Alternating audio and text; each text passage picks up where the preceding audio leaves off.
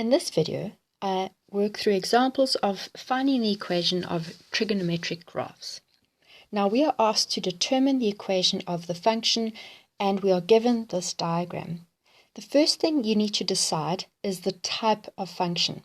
Is it a sine, cos, or tan graph? It's obviously not a tan graph, so you need to decide whether it is a sine or cos graph. Now, every sine and cos graph can be written as the other. So if it's a sine graph, it could also be written as a cos graph, okay, with different parameters. So it's not the end of the world if you don't choose the right one, okay? There are two options, but one will be the easier option. So if we look at this, looking at the y-axis, our graph starts with half a hill, and then it goes down to form a valley and then goes up again. Now that is typical of a cos graph. So I'm going to choose the cos option. So I'm going to write out the standard form of a cos graph. So it's y equals a cos b x plus p in brackets plus q. Now we need to determine the value of a, b, p, and q. So we don't necessarily have to determine them in that order. In fact, it's easier not to do them in that order, but we can start with the amplitude. Okay, so A is for our amplitude. So looking at the amplitude, we calculate the amplitude by taking the maximum minus the minimum and dividing that by 2. So here my maximum is 1, my minimum is -1. So if I divide those by 2, that's 1 plus 1, which is 2, divided by 2, which is 1. That tells me that my A value is 1. And while we are on amplitude and the A value, my amplitude formula does not tell me whether A is positive or negative. So we need to decide whether our graph will be positive or negative. So what we need to decide is whether a reflection has occurred. Okay, now if we consider the typical cos graph, it does start from at the top of the hill and then going down. So no reflection has occurred. So that means our A value is positive. Okay, now the next parameter that would be easy to find is your Q value, which is your vertical shift. So to determine the vertical shift, you need to see where your midline is and whether that has shifted up or down. Okay, now the midline would be halfway between our maximum and minimum values. So our midline here is still the x-axis, which means that it has not shifted up or down. So there is no vertical shift. And if there's no vertical shift, it means that the Q value is 0. Okay, the next thing that we can look for is the period. Okay, the period would indicate to us the B value of the graph. So, to determine the period of a sine or cosine graph, there's different options, okay?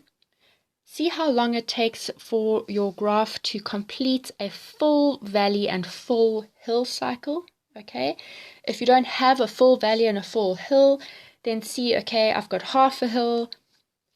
In this case, I start with half a hill, I go down, I complete that full value, and it would carry on to complete the rest of the hill, okay? But what we can do here with this limited domain that we are given is we can see how long it takes to complete a full valley. So from 45 to 135 degrees is 90. So if it takes 90 degrees to finish a full valley, it would take double that to complete a full valley and a full mountain. Okay, that means that our period is 180 degrees. So double 90 is 180 degrees. So if our period for this cosine graph is 180 degrees, we know that we normally use the formula 360 degrees divided by B to get that period. So what am I dividing 360 by to get to 180? And it is 2. So B is 2. Okay, so now we have our A value, we have Q, and we have B. So what we still need to determine is P. Now P indicates a horizontal shift. So we need to determine whether a horizontal shift has occurred.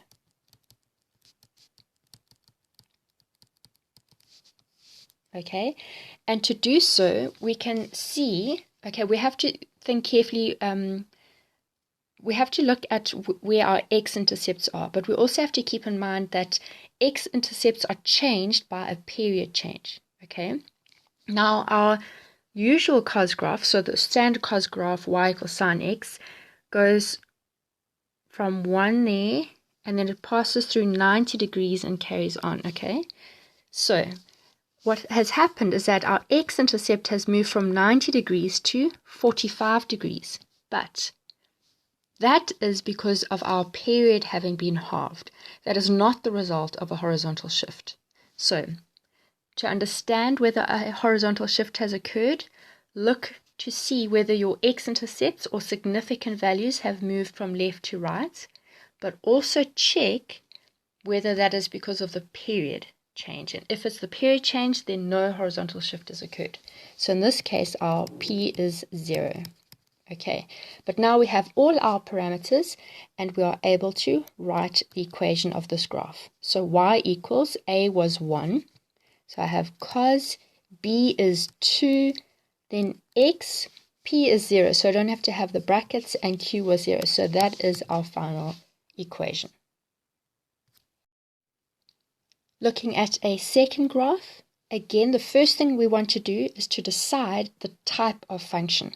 Okay, again, obviously not a tan graph, so we have to decide on sine or cosine. Okay, and either one of them would work, but the one will be more complex than the other. So if we look at this, I have that same pattern of starting at the top of a mountain, going down, having a full valley, and completing that mountain, which is typical of our cos graph. So again, we're going to have a cos graph. So I write out the standard form of the cos graph. And we need to now determine the A, B, P, and Q values. Okay, we can start with our amplitude. So for A, let's look at the amplitude. And again, the amplitude is our maximum minus the minimum divided by 2. Our maximum value is 1. Our minimum value is -1 again. So 1 minus -1 over 2. That's 2 over 2, which is 1. So we need to now decide whether A will be +1 or -1. So we need to determine whether a reflection has occurred. And since this top of the hill starts in the positive y values and then goes down, that is typical of the cos graph, so no reflection has occurred. So that means that our A value is positive. Okay, moving on, we can find our vertical shift. Okay, so to find the vertical shift, we look at the midline. Has the midline moved from the x-axis? No. Remember, the midline is the middle between the maximum and the minimum value, and it is still at the x-axis, so no vertical shift has occurred, and Q is 0. Okay, looking at our period. So there's not a set order in which you have to find these parameters. Okay, you don't have to find the amplitude first. You don't have to find the vertical shift second.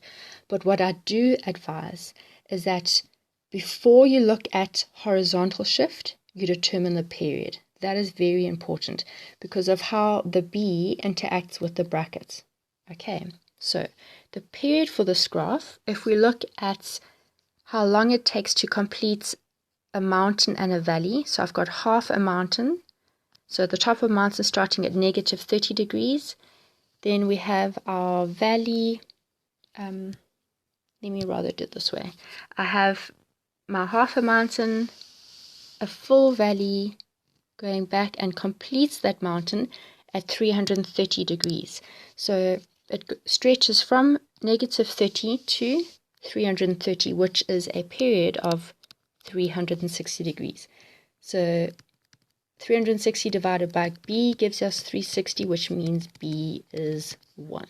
Okay, So the final thing we need to consider is whether a horizontal shift has occurred. Now the horizontal shift value is not affected by B because B is 1. Okay.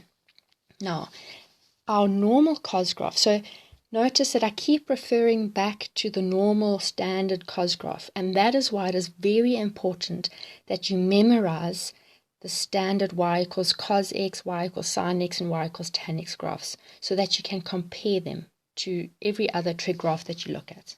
Okay, so our normal cos graph starts with a peak at 0 degrees 1, and then moves down, cuts the x-axis at 90 degrees, has a minimum value of 180 degrees, comes back up, passes through the x-axis at 270, and continues to have a peak at 360 degrees. So what has happened is that this graph has shifted. The green graph is a shift to the left by 30 degrees. So 30 degrees to the left. Okay, so moving left means that we are going to be adding a value of 30 degrees. So in this case, my P is positive 30 degrees. So now I have all the values that I need, and I can write the equation. So I have y equals A is positive 1, then I have cos B is 1, x, P is 30 degrees, and Q was 0. So that is my final equation. Looking at a third example. Now again, decide which function you are working with, and here we clearly have a tan graph. So I write out the standard form of the tan graph.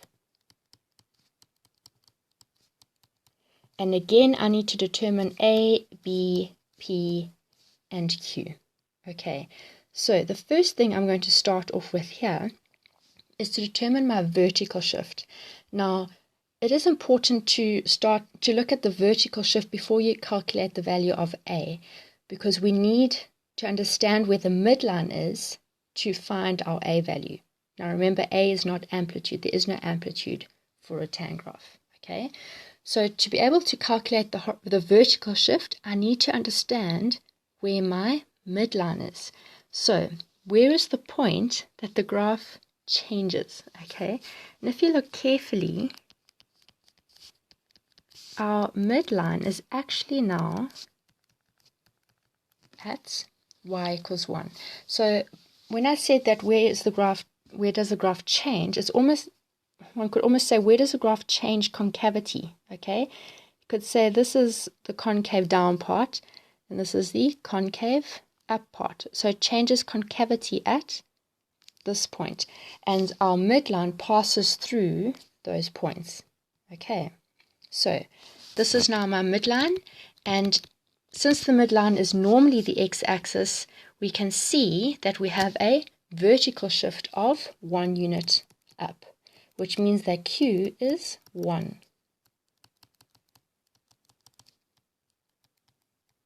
Okay, now that is going to affect how we calculate the A value. But before we get to the A value, the other thing that's easy to calculate is B, the period. Okay, and to know the period easily for a tan graph, we need to know where the asymptotes are. Now the asymptotes were not drawn in here for us, so we need to draw them in. Okay, and there is clearly a asymptote at negative 45 degrees, because that is where the graph, that's the line that the graph is avoiding. And there is an asymptote at 135 degrees. So the distance between the asymptotes tells me the period of the graph. And from negative 45 to 135 is a period of 180 degrees. So for the tan graph, just a reminder, to calculate the period, it's 180 degrees divided by B, which gives us the period of the graph. So in this case, B is clearly 1. Okay, so I have Q, I have B. Now let's calculate the horizontal shift. Okay, so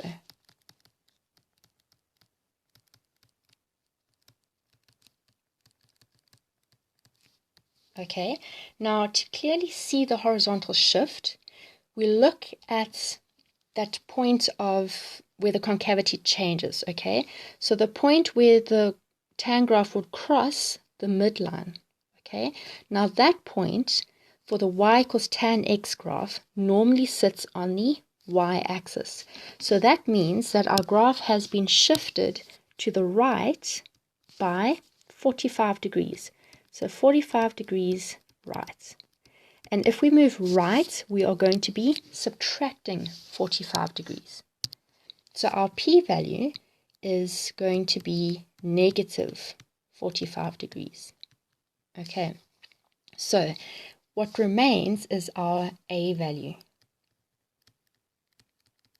Okay, so you can first decide whether your a value would be positive or negative by checking whether you would have a reflection. And since our graph is taking on that typical tan graph direction, our a value is positive, no reflection has occurred. Okay, so remember that the a value is the distance between the graph and the midline at the significant x value of 45 degrees. But now, since our graph has been shifted to the right by 45 degrees, this significant x value has also shifted by 45 degrees to the right. So our significant x value is going to be 90. So the a value is going to be the distance of the graph from the midline at 90 degrees. And since our y value here is 1 and the y value there is 2, the distance is just 1. So our a value is going to be 1. Okay, so now we have all our parameters and we are able to write the equation of the graph.